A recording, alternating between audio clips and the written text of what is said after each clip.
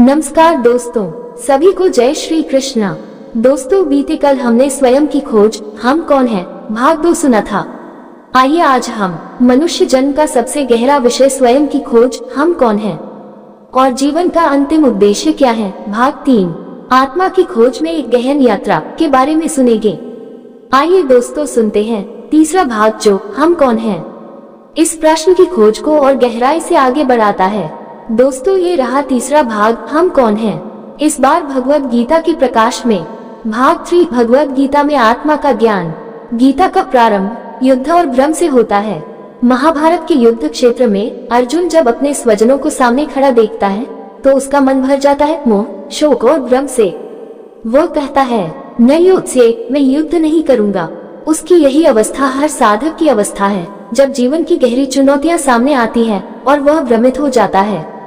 मैं क्या करूं, क्या सही है, मेरा कर्तव्य क्या है। तभी श्री कृष्ण उसे आत्मा का ज्ञान देना शुरू करते हैं। आत्मा पर श्री कृष्ण के महान उपदेश इस प्रकार है। अध्याय 2 सांख्य योग में श्री कृष्ण कहते हैं न जायते म्रियते व कदाचित नायं भूत्वा भविता व न भूयः अजो नित्य शाश्वतो पुराणो न हन्यते हन्यमाने शरीरे। भावार्थ, आत्मा न कभी जन्म लेती है न मरती है। ये नित्य है, शाश्वत है। शरीर के नष्ट होने पर भी यह नष्ट नहीं होती। यही आत्मा की सबसे महत्वपूर्ण विशेषता है, अविनाशिता। आगे श्री कृष्ण कहते हैं वेता नयन हंतार हन्यते चयन कथनचिन। आत्मा को न कोई मार सकता है न वह किसी को मारता है। आत्मा और शरीर का संबंध क्या है। श्री कृष्ण बार बार समझाते हैं कि अर्जुन का दुख केवल इस भ्रम से है कि वह शरीरों को मारने जा रहा है।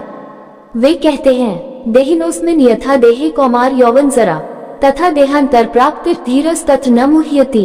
अर्थ, जैसे इस जीवन में शरीर बालक से युवा और फिर वृद्ध होता है, वैसे ही मृत्यु के बाद आत्मा नया शरीर धारण करती है।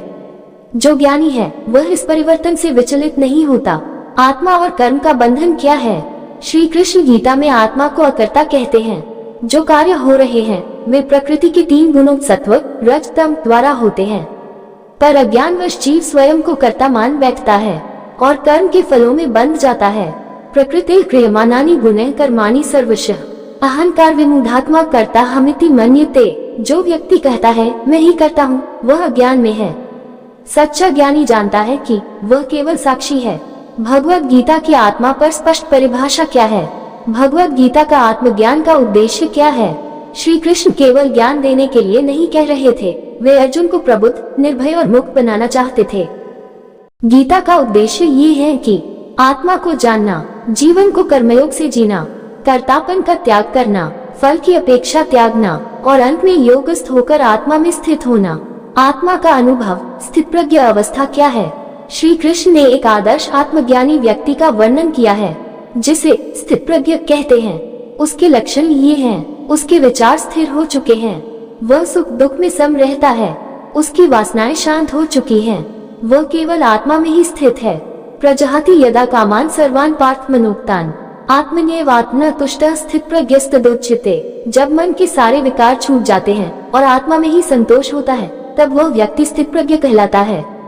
मोक्ष का मार्ग, आत्मा का साक्षात्कार। भगवत गीता का अंतिम लक्ष्य है मोक्ष, जन्म मरण के बंधन से मुक्ति, और वह केवल तब संभव है जब आत्मा का साक्षात्कार हो जाए। श्री कृष्ण कहते हैं बाह्य स्पर्शिष्वसक्तात्मा विन्दत्यात्मनि यत् सुखम। जो आत्मा में स्थित सुख पाता है वही सच्चा योगी है। और अंत में मामुपेत्य पुनर्जन्म दुःखालयं शाश्वतम नाप्नुवन्ति महात्मानः संसिद्धि परमागताः। जो मुझे ब्रह्मस्वरूप को प्राप्त करता है वह फिर कभी इस दुख के संसार में जन्म नहीं लेता। अर्जुन की स्थिति फिर से जाग जाती है। अर्जुन इस आत्मज्ञान से पुनः जागता है। मोह मिट जाता है, भ्रम नष्ट हो जाता है और वह कहता है नष्टो मोह स्मृति लब्धात्वत् प्रसादान मयाच्युत। मेरी स्मृति लौट आए है, भ्रम नष्ट हो गया है, मैं अब तैयार हूँ। यह आत्मा के अनुभव का संकेत है। जब व्यक्ति जान लेता है कि वह केवल शरीर नहीं, एक शुद्ध, मुक्त, नित्य आत्मा है, तब सारा भय मिट जाता है। दोस्तों, अगले भाग 4 में हम जानेंगे ध्यान में आत्मा का अनुभव कैसे किया जाए। विपश्यना, योग और ध्यान से मैं कौन हूँ की अनुभूति और आत्मा का अनुभव जीवन को कैसे रूपांतरित करता है। उम्मीद करते हैं दोस्तों आपको यह विचार सुनने में अच्छे लगे होंगे। अगर विचार सुनने में अच्छे लगे हैं तो कृपया चैनल को सब्सक्राइब करें इन्हीं शब्दों के साथ विदा लेते हैं। कल फिर इससे अगला भाग लेकर हाजिर होंगे। तब तक सभी को जय श्री कृष्णा।